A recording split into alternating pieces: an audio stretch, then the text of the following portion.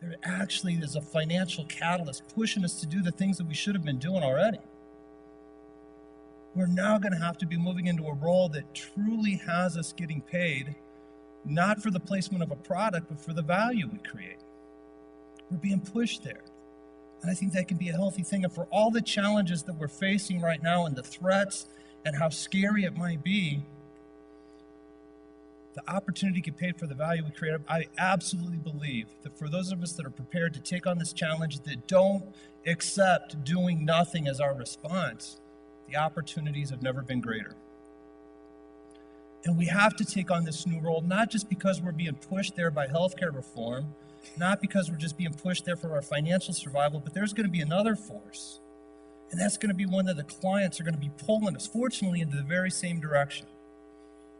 And they may not recognize it yet, but all of the things that businesses have done to survive the recession, they look down at the bottom line and they say, where can I cut expenses that won't take revenue? And we've seen the layoffs. We've seen them cut back on training. We've seen them cut back on education. We've seen them cut back on education with their employees. And all of those things that were necessary for survival have all of a sudden become an obstacle. It's going to become an obstacle for them as we come out of the recession to start growing again. And all of a sudden, they're going to realize that they're in this reality that they're going to have trouble attracting and retaining employees. The employees that are going to be key to them being able to implement, to be innovative, to differentiate within their marketplace. They're going to realize that the things they've done to survive the recession have now become obstacles for them to have speed within their organization. That the culture is broken because they haven't worked on the leadership development. They haven't worked on the cohesive management strategies. They haven't done the training and the education with their employees that's going to allow them to move quickly.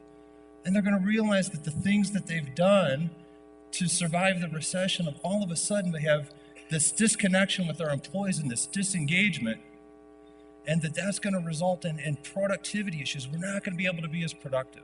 We're going to have turnover issues, and that's going to impact our cost of doing business. And when they recognize these obstacles that they're facing, they're going to look at them and they're going to say, wow, these are all people issues.